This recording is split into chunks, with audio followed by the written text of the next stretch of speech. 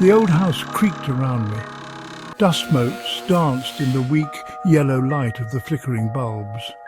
It was a dim and unsettling kind of light, full of shadows. I had inherited the house from my grandmother. She loved antiques and the house was full of them.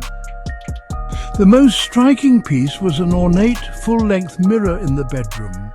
It had a silver frame, intricately carved with strange figures. The glass itself was old, slightly cloudy, and seemed to swallow the light.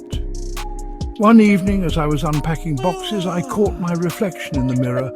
I paused, a shiver running down my spine. My movements appeared to be slightly off, delayed. It was subtle, almost imperceptible, but definitely there. I dismissed it as a trick of the light. The old house played tricks on the senses. But as the days passed, the unsettling feeling persisted.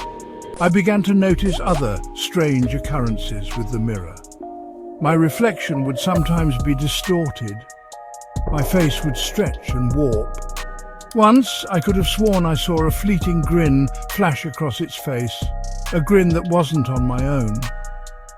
The air around the mirror felt colder, as if a draft were constantly emanating from its surface. The feeling of being watched intensified. Fear started to creep into my heart, a cold and insidious dread. My reflection was not my own. It was something else. Something sinister lurking beneath the surface, watching me, mimicking me. Sleep became my enemy. Every time I closed my eyes, I saw that distorted grin. The fear was a living thing now, coiling around my throat. I knew I had to do something. Driven by a desperate need for answers, I decided to record the mirror. I set up a camera on the old dresser, its lens pointed directly at the mirror's surface. The night was filled with the groan of the old house. Every creak and groan of the floorboards sounded like footsteps approaching my door. Sleep was a distant dream. I lay awake, my eyes fixed on the laptop screen, watching the live feed. The mirror reflected only darkness. The faint glow of the camera's LED light, a tiny beacon in the room. Hours ticked by, each one an eternity. Just as I was about to give up, the camera flickered. Static erupted across the screen. Then I saw it. The reflection in the mirror moved. It shifted its weight, its head turning slightly as if it were looking around the room. It was subtle, but it was definitely moving independently of me. My heart pounded against my ribs. A wave of nausea washed over me as a cold dread gripped my heart. The reflection in the mirror was alive. I watched in horrified fascination. The figure in the mirror began to move with more confidence. It reached out a hand, its fingers long and skeletal, and traced them along the edge of the frame. The movement was slow, deliberate, filled with a chilling kind of grace. Then it turned its head, and I found myself staring into its eyes. The camera's night vision gave them a hollow, bottomless appearance. It felt like those eyes were staring directly into my soul, seeing my deepest fears, my darkest secrets. I wanted to look away, to scream, but I was frozen in place, paralyzed by terror. A whisper, thin and reedy, seemed to emanate from the laptop speakers. I couldn't make out the words, but the voice was laced with malice. The air grew colder, the room seeming to contract around me. I felt a presence in the room, something cold and malevolent.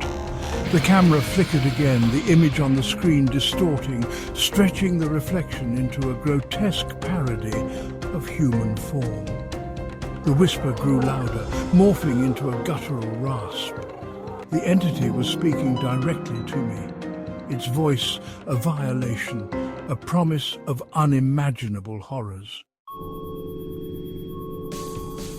Suddenly, the laptop shut off. The room was plunged into darkness.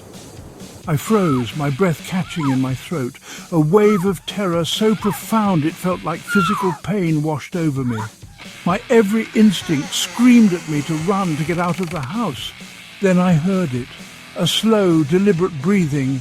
It was coming from behind me. The hair on the back of my neck stood on end. I knew without a doubt that I was no longer alone in the room. I could feel its presence now, cold and heavy, pressing down on me. I squeezed my eyes shut, fear paralyzing me. A low growl vibrated in the air around me. It was close, too close. I could feel its breath on the back of my neck. "Don't be afraid," a voice whispered right next to my ear. The voice was a raspy whisper filled with amusement and something else, something cold and hungry. "We've been waiting for you." I couldn't stop myself from opening my eyes. The room was still dark, but I could make out a figure standing over me. It was tall and skeletal, its edges blurring in and out of focus. It reached out a hand, its fingers long and bony. The last thing I saw before darkness swallowed me whole was its face. It was my face, a grotesque mockery of my own features, twisted into a triumphant grin.